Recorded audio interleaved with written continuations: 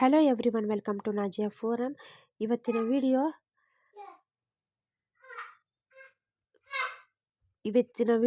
ಒಂದು ನ್ಯೂಸ್ ಪೇಪರ್ನಲ್ಲಿ ಬಂದಿರುವಂಥ ಒಂದು ಕಟೌಟದ್ದು. ಅದೇನಪ್ಪ ಅಂತಂದರೆ, TET ಬರೆದ ಅಭ್ಯರ್ಥಿಗಳಲ್ಲಿ ಒಂದು ಹೊಸ ಹೊಸ ಹರ್ಷವನ್ನು ಮೂಡಿಸಿದ್ದಾರೆ.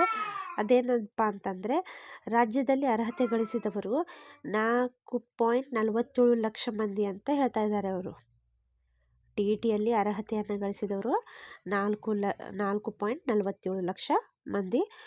ಹೊಸ ವರ್ಷ ತರುವುದೇ ನೇಮಕದ ಹರ್ಷ ಅಂತ ಕೇಳಿ ಒಂದು ಆರ್ಟಿಕಲನ್ನು ಇಲ್ಲಿ ಹಾಕಿದ್ದಾರೆ. ಸೊ ಅದರ ಮೇಲೆ ಈ ವಿಡಿಯೋವನ್ನು ಮಾಡ್ತಾ ಇದ್ದೀನಿ. ವಿಡಿಯೋ ಇಷ್ಟವಾದರೆ ದಯಮಾಡಿ ಲೈಕ್ ಮಾಡಿ, ಶೇರ್ ಮಾಡಿ, ಸಬ್ಸ್ಕ್ರೈಬ್ ಮಾಡಿ ಅಂತ ಹೇಳ್ತಾ ವಿಡಿಯೋವನ್ನು ಇಲ್ಲಿ ಸ್ಟಾರ್ಟ್ ಮಾಡ್ತಾ ಇದ್ದೀನಿ. ಆಲ್ರೆಡಿ TET ಇದ್ದಿದ್ದು ಕಂಪ್ಲೀಟ್ ಆಗಿದೆ.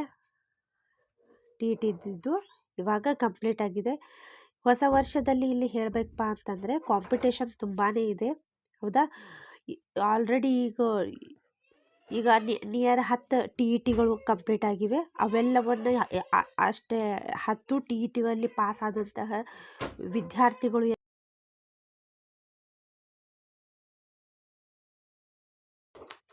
ಕಾಂಪಿಟೇಷನ್ ಇದ್ದಿದ್ದು ಹೆಚ್ಚಿಗೆ ಆಗ್ತದೆ. ಬಟ್ ಒನ್ ಥಿಂಗ್ ಇಲ್ಲಿ ನಾವು ತಿಳ್ಕೋಬೇಕು, ಇಲ್ಲಿ ಎಷ್ಟು ಮಂದಿ ಇಲ್ಲಿ 4.47 ಲಕ್ಷ ಮಂದಿ ಪಾಸ್ ಆಗಿರ್ಬೋದು. ಬಟ್ ಆ 4.47 ಲಕ್ಷ ಮಂದಿಯಲ್ಲಿ ಪ್ರಾಥಮಿಕ, ಪ್ರೌಢಶಾಲೆ ಅಂತ ಕ್ಯಾಂಡಿಡೇಟ್ ಇದ್ದಿದ್ದು ಡಿವೈಡ್ ಆಗ್ತವ್ರೆ, ಹೌದಾ. ಕ್ಯಾಂಡಿಡೇಟ್ ಏನಾಗ್ತಾರೆ ಇಲ್ಲಿ, ಪ್ರಾಥಮಿಕ ಬೇರೆ, PSTR ಬೇರೆ ಆಗ್ತಾರೆ, GPSTR ಇದ್ದಿದ್ದು ಬೇರೆ ಆಗ್ತಾರೆ, ಹೌದಾ. ಸೊ ನೆಕ್ಸ್ಟ್ ಇಲ್ಲಿ ಹೇಳ್ತಾರೆ, ಮಂಜೂರು ಖಾಲಿ ಹುದ್ದೆಗಳ ವಿವರವನ್ನು ಇಲ್ಲಿ ಕೊಡ್ತಿದ್ದಾರೆ. ಒಟ್ಟು ಹುದ್ದೆಗಳು ಪ್ರಾಥಮಿಕ ಶಾಲೆಯಲ್ಲಿ 1,88,531 ಹೇಳ್ತಾರೆ. ಮಂಜೂರಾಗಿದ್ದು 1,38,802. ಖಾಲಿ ಇರುವುದು 49,729 ಇವಾಗಿರುವಂಥ ಖಾಲಿ ಹುದ್ದೆಗಳು. ಪ್ರೌಢಶಾಲೆಯಲ್ಲಿ ನಾ ಆಲ್ರೆಡಿ ಹೇಳಿದ್ದೆ ನನ್ನ ಹಿಂದಿನ ವಿಡಿಯೋದಲ್ಲಿ, 2015ರಲ್ಲಿ ತುಂಬಿದ್ರು ಪ್ರೌಢಶಾಲೆಯನ್ನು. ಇವಾಗಿನ ಮಟ್ಟ ಕಾಲ್ಫಾರ್ಮೇ ಆಗಿಲ್ಲ ಅವರು. ಸೊ ಚಾನ್ಸಸ್ಗಳು ಬಹಳಷ್ಟು ಇದೆ. ಇನ್ನು 2-3 ತಿಂಗಳಲ್ಲಿ ಕಾಲ್ಫಾರ್ಮ್ ಆಗುವಂಥ ಚಾನ್ಸಸ್ಗಳು ಬಹಳಷ್ಟಿದೆ. ಅದಕ್ಕಾಗಿ ನಾವೇನು ಮಾಡಬೇಕಾಗ್ತದೆ, ಕಾನ್ಸಂಟ್ರೇಷನನ್ನು ಮಾಡಬೇಕು. ಸೊ ಪ್ರಾಥಮಿಕ ಶಾಲೆ ಶಿಕ್ಷಕರಾಗಲು TET ಬರೆದು ಅರ್ಹತೆ ಪಡೆದು 8 ವರ್ಷ ಕಳೆದಿದೆ. 10 ವರ್ಷದಿಂದ ಸರ್ಕಾರ ನೇಮಕ ಮಾಡಿಕೊಂಡಿಲ್ಲ. ಅರ್ಹತೆ ಪಡೆದಿರುವ ಕಾರಣ ಬೇರೆ ಕೆಲಸಕ್ಕೆ ಹೋಗಲಿಲ್ಲ. ಹೊಸ ವರ್ಷದ ಹೊಸ್ತಿಲಲ್ಲಿನ ಬೆಳವಣಿಗೆಗಳು ಹೊಸ ನಿರೀಕ್ಷೆಯನ್ನು ಮೂಡಿಸಿದ್ದೇವೆ ಅಂತ ಒಬ್ಬರು TET ಅಭ್ಯರ್ಥಿ ಇದ್ದವರು ಇಲ್ಲಿ ಕಮೆಂಟನ್ನು ಮಾಡಿದ್ದಾರೆ. ಸೊ 2026ರಲ್ಲಿ ನೇಮಕದ ಕನಸನ್ನು ಇಲ್ಲಿ ಕೊಟ್ಟಿದ್ದಾರೆ ಅವರು. ನೇಮಕನ ಕನಸು ನೋಡೋಣ. ಹೊಸ ವರ್ಷ ಎಲ್ಲರಿಗೂ ಹರ್ಷವನ್ನು ತರಲಿ.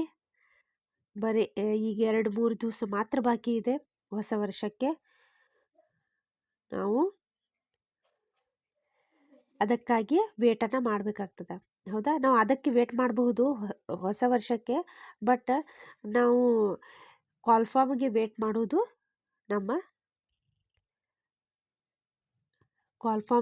ಮಾಡೋದು ಬೇಡ. ಇವಾಗಿಂದನೇ ನಾವೇನು ಮಾಡಬೇಕು, ಸ್ಟಡಿಯನ್ನು ಸ್ಟಾರ್ಟ್ ಮಾಡಬೇಕು.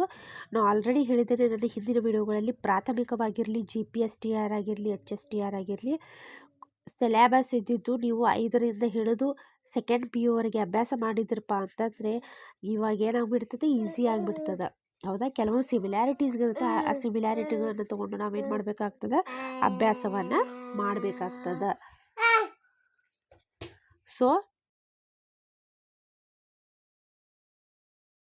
ಮಾಡಬೇಕು, ಅಭ್ಯಾಸವನ್ನು ಸ್ಟಾರ್ಟ್ ಮಾಡಿ.